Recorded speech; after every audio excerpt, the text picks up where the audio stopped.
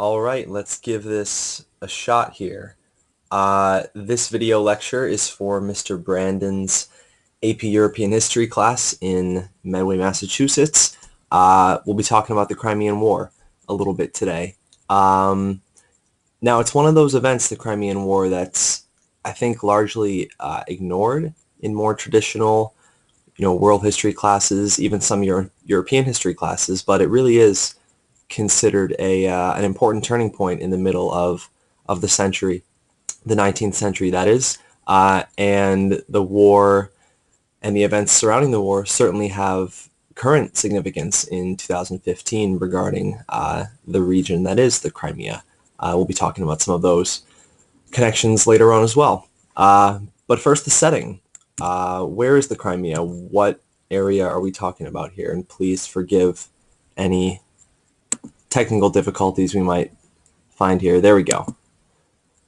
So the Crimea is this small peninsula on the northern sort of section of the Black Sea here. We don't get confused with the text here. It's a Russian map, but I liked it a lot because of the sort of overall scope of what you can see here. We're looking at the Black Sea here right in the center, the Ottoman Empire off to the south. At this point in time, the Austrian Empire off to the northwest, and of course the Russian Empire directly to the north. Now the Crimea, again, for the past 18 months or so, there's been quite a few instances of unrest and clashes between those that believe the Crimea should be part of Russia today and those that believe it should be either independent or sort of managed by Ukrainians, but that's a discussion for another time. So most of the war did occur throughout this Black Sea Crimea region. Now, part of this conflict, it's worth touching on some of the background, certainly, regarding the Russian Empire. Now, we know from earlier discussions in our course that one of the priorities of the Russian czars and czarinas since, Peter the Great has been the extension of the empire to include a warm water port, so that Russia can engage in commerce and its economy can be active and have relationships with other countries year round. So there is a debate and a discussion that goes on regarding the Crimean War, that part of Russia's strategy method with regards to why they got involved in the war was part of its desire to extend into an area in which they could have a warm water port. More likely, Russia's true desire, rather, came from wanting to extend its influence over the Ottomans to the south, and we'll certainly touch on that later on as well. A region we'll be talking about more so later on in our course, but it's worth a quick mention today, is the Balkans. You'll notice a nickname there for the region, the powder keg of Europe. Now, that's not going to be quite as true as it will be down the line as we approach World War I. However, this region known as the Balkans, which includes, present-day Bulgaria, Romania, Serbia, Bosnia-Herzegovina, is certainly going to be an area of not only national unrest, but eventual ethnic unrest, and it's certainly going to be an area that the Austrian Empire struggles to maintain. Austria is not going to emerge from the Crimean War as one of its victors, I guess, in terms of the European international scene. So we'll make sure to bring that up again later as well. Something else sort of in the background of this conflict, the Crimean War, involves Russia's perception that they are the protectors of certain peoples of the region, of this Balkans region, and even extending into areas of the northern Middle East. As a defender of not only the Christian Orthodox peoples with regards to Russia's position in the Eastern Orthodox Church, but also those that consider themselves ethnic Slavs, Serbians, Bulgarians, Slovenes, Croats. Again, this theme of Russia as protecting, sort of being the big brother to these people will come up and be a real theme as we approach World War I as well. Something else we should keep in mind in the background of this conflict is the declining influence of the Ottoman Empire. Now you'll notice, I'll flip back and forth a couple of times so you get the full effect. The Ottoman Empire in 1675 looks very different from the Ottoman Empire in 1840, just a decade or so prior to the Crimean War. You'll notice the nickname that Europeans have assigned it as well, the Sick Man of Europe. Again, if we go back and forth a couple of times, you'll notice just how much territory the Ottomans have lost, including, of course, you know, an independent Greece, which we know occurred back in the 1820s, part of an earlier unit. So there is a little bit more background that's worth touching on quickly. For about a century and a half, there had been disputes going on in this area of the world known as the Quarrel of the Monks, in which Catholic and Orthodox Christians, monks themselves, literally fought over control of certain holy places in the area which is now known as Palestine. I'm realizing now I should have added a map of Palestine here, but that's neither here nor there for now. This illusion of Russian expansionism is also going to plague the mindset of the Allies throughout the conflict. In simple terms, Britain, France, the Ottoman Empire as well, they have a fear that Russia is planning to carve up Turkey, is the strongest state in Europe. I forgot to mention, but I'll be drawing for a little bit of extra information off of a lecture given at an MIT class back in March 15th of 2001, a causes and prevention of war class. So again, I'll be drawing on certain information from that. From the Russian perspective, this illusion of revolutionary France, in quotes, is also going to dictate their mindset a bit and cause and lead to some of their actions throughout the conflict. France, again, is this symbol of sort of revolutionary unrest and this false assumption that the Russians had that, you know, the rest of Europe also sees France as the main danger, whereas in fact many had come to see Russia as a large threat to European security in the mid-1850s. The Crimean War is also going to be the beginning of a type of war which is characterized by misunderstandings, misconceptions, and self-interested rivalries. Diplomacy and the type of diplomacy that characterized the Concert of Europe system, for example, is going to be, you know, largely out by the time the Crimean War is over. So on to the conflict itself, the outbreak of the war. We know from earlier lessons that Louis Napoleon was able to rise to power in France, become the first elected president of France in 1849, rises to become the leader of the Second Republic. However, that's not going to last. We know as well that Napoleon III, as he names himself, just like his uncle had, will establish the French Second Empire here in 1851.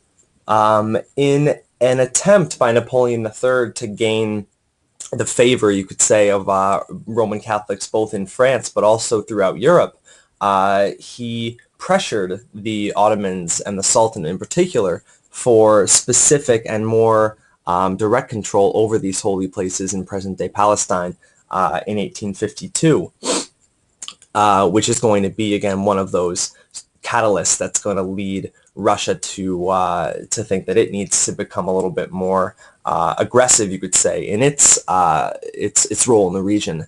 You'll notice here as well a quote that I should have added earlier, but Nicholas, the Tsar of Russia here at this point in time, Nicholas I, to the British ambassador, Ambassador Seymour in 1853, really sums up the perception of this sick man of Europe quality that the Ottoman Empire had taken on. We have a sick man on our hands, a man gravely ill. It will be a great misfortune if one of these days he slips through our hands, especially before the necessary arrangements have been made. So maybe there was some reality to this thought that the Allies had that Russia wanted to carve up Turkey. You know, you can see it a little bit there from Nicholas's own mouth. Anyway, in July of 1853, the Russians wanted to extend, or I should say, going back a bit further, that the provinces of Wallachia and Moldova were areas that the Russians had traditionally wanted to extend their influence into, present-day Romania as well. And they're going to use their right, as we spoke about before. The Russians had assumed from earlier centuries the right to protect Eastern Orthodox Christians in the region as a pretext to invade. Again, July 1853, the Russians invade Ottoman lands, Ottoman territory, and a few months later, with the support and encouragement of the British and the French leadership, the Sultan of the Ottoman Empire is declaring war on Russia. And again, the two catalysts to this war, the conflict over the holy places and the sort of fate that all of these different regions of Europe want to see the Ottoman Empire move towards, are going to be those two causes really of this war. But that what's going to happen next to the Ottoman Empire in Turkey certainly dominated the thinking of a lot of the leaders involved in this conflict. Once again, the Crimean Peninsula, you'll remember this map's a little bit trickier because the white areas are now the ocean, the Crimea right through here, the Black Sea. Okay, you'll notice again Greece, Turkey, to give you a little bit of context. Okay, the combatants themselves, just as a reminder, okay, it's really the Russians against a diverse allied force of Ottomans, British, French, and don't forget Piedmontese troops. One of the reasons why Napoleon III eventually supports Piedmont's war against the Austrians during the Italian unification movement is because of Piedmont's show of support, I guess you could say, to the Allied forces in the Crimean War. One of the steps in the Italian unification story, don't forget. The Crimean War is going to be characterized for a few other themes as well. It really does represent in many ways the changing face of warfare. For one, the Crimean War is going to be the first war that's covered on the international stage by war correspondents. Nicholas I went as far to say that no spies are needed in the Crimean War because the Times of London and this sort of almost global and to an extent daily coverage of the war was all the information the leadership needed to get what they needed to know about the other side, troop movements, strategies, methods. It was all beginning to be published in international newspapers. The Crimean War was also the first war to be photographed on a large scale. There's some incredible photographs taken by Roger Fenton, who's one of the sort of iconic first photographers that was able to capture the Crimean War in all of its sort of destructive glory, I guess you could say, on our class Padlet for the Unit 6 Padlet. If you have a look here, you'll notice that there are a couple of links for greater exploration into Roger Fenton's works. One of my favorite links is here. It's from the Telegraph, a British paper. If you have a look, they've put together a pretty short slideshow. Once it loads, I'll tell you how many pictures there are. Oh, maybe there's more than I thought. Either way, a bunch of images here with some short captions. The Russian camp at Genoese Castle in Balklava. Again, if you're interested in the topic, you're interested in seeing the first war really captured on photographs, have a look here. Okay, back to the conflict itself. One more thing I should mention about Fenton and about the photographs of the Crimean War specifically. NPR did a story back in 2011 of an ex-detective, now filmmaker, who was actually looking into the legitimacy of some of these photographs, the illegitimacy specifically. Not only was the Crimean War the first war to be photographed, but it could be the first war in which fake photographs were doctored as well. That link is here. We won't look at it now, but have a look on your own time if you'd like.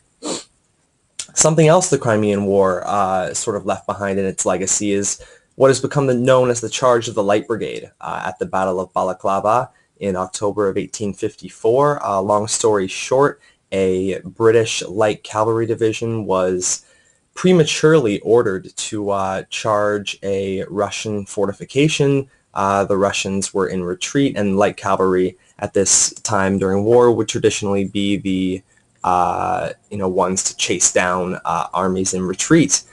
However, the Light Brigade, the Light Cavalry Battalion in the middle of a valley throughout during their attack came into contact with the wrong battalion, the wrong enemy troops, the wrong Russians, and were massacred by I shouldn't say massacred, but casualties were high. It represented one of the sort of failures in miscommunication as modern warfare begins to move forward, and in a way, some of the destruction that's captured on film during the Crimean War is going to foreshadow some of the more deadly and bloodier conflicts of the 20th century, and certainly revolutionize the way the wars are covered. Of course, wars become a sort of romantic topic of writers, of poets, of artists, as we know. The charge of the Light Brigade, as it became known, was immortalized in a poem by the poet laureate of London at the time, Alfred Lord Tennyson, in 1854. Again, a link to the poem. You can find it here if you're curious to read the whole thing, but some of the imagery of the valiant, British cavalry units who were, valiantly slain at their Russian enemies' hands, almost like martyrs, is really captured well in this poem. Florence Nightingale, additionally, another name that many of you will know, becomes, again, iconic is the best way to describe her in terms of her role in the Crimean War. Florence Nightingale is going to be one of the first battlefield nurses who really works to professionalize the nursing occupation. She, like many of the other figures during the Crimean War, is captured on film doing some wonderful work in hospitals with the increase in attention to hygiene, sanitation in field hospitals, and she in a way was an angelic presence for many of these British wounded who sent word back home of this wonderful woman who seemed to have limitless energy, and she has a fantastic story if you have time to read more about her. Okay, the war itself wasn't very long. You'll notice that one of the catalysts to the endgame was when Tsar Nicholas I of Russia dies. He is succeeded by Alexander II, his son, who takes the throne in March of 1855. Alexander is a bit more forward-thinking than his father, you could say. He begins to realize that Russia's defeat in this war is incredibly damaging for its prestige, for its sort of international reputation. He vows change in Russia as well, having witnessed how the Allies, including the British and French, were able to defeat them at war. He becomes convinced that change inside of Russia is necessary, and we'll get to one of his most important reforms in Russia in just a bit. The armistice to end the war was signed just about 6 months later, in February of 1866, and the war concluded with the Treaty of Paris in March of 1856. You'll notice some changes that are going to occur here to not only to the region, but also to the, the religious rights of certain powers in the region. The Black Sea, for one, is going to be declared neutral territory by the peace conference. No warships are allowed there. Ottoman territorial integrity was to be quote, respected as well, having been on the side of the victors here. Interestingly, for the Ottomans as well, under pressure from the British and French, they actually enact some internal reforms in their empire, including declaring equality of Muslims and non-Muslims in their empire equal before the law, and it really characterizes a time when the Ottomans are open to more European influence than ever before. Moldova, that should say Moldova, actually it's spelled correctly, and Wallachia are back under nominal Ottoman rule for the moment. Russia loses territory as well as one of the defeated powers here in the war, and it's forced to abandon its claims to protect those Christians in the region in favor for the leadership of France, you could say. This does signal a bit of a low point for Russia in terms of its European reputation. However, that won't last very long. Russia will be back as a major player on the international stage quite shortly. The death toll, if you're curious, you'll notice it's not the most destructive war we'll study or have studied, but it is significant enough that it's worth touching on a bit.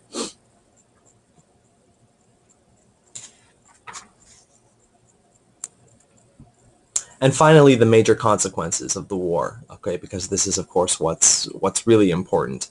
For one, like I mentioned earlier, Alexander II is convinced that, having been defeated in the Crimean War, that Russia needs sort of internal change, internal reform, sort of similar to how Peter Peter the Great, wanted to catch Russia up with the rest of Western Europe, having witnessed it on his great voyage, his great trip to Western Europe. Most importantly for Russia and Alexander II, serfdom is abolished in the Russian Empire in 1861, hugely significant. The armies reformed as well, the standards involving conscription. I believe young men are no longer conscripted for life, but it's limited to probably 10 to 15 years. Significantly, Austria will be isolated diplomatically here as well. In some ways, historians argue that Austria's position was most fatefully weakened here in the Crimean War. Russia felt betrayed by Austria's lack of support, for example, following Russia's assistance, remember, in assisting the crushing of the Hungarian revolt in 1848, 1849. Austria is going to be vulnerable from this point on, moving towards, once again, World War I, to diplomatic pressures. Like I mentioned, war correspondents, reporters, photographers are really going to change the way that warfare is covered, but also the way it's fought. You know, propaganda, you losing a battle and having to make it seem to the international media that you've won it becomes a strategy of certain generals moving forward. Like I mentioned, nursing is professionalized under the leadership of Florence Nightingale. Interestingly, Britain and France are on the same side in a conflict. Age-old enemies there, finding common ground here. In the aftermath of the Crimean War, European affairs are going to become increasingly unstable, meaning that the peace, the international peace that had largely, dictated that concert of Europe system, or at least that desire of powers to step in and help, monarchies stay afloat in the face of revolutionary pressures, that system was dead as the Crimean War came to a close. These traditional powers were much less fearful of the threat of revolution than they had been, prior to 1848. So the Crimean War, once again, hugely significant for a variety of reasons. Certainly takes the second half of the 19th century into a new period involving wars and how wars are fought, and certainly a shakeup in the international, I should say, the continental dynamic of the powers, Britain, France, Russia specifically, and the Ottoman Empire in its inevitable decline. All right, hope this was helpful. See you all in class.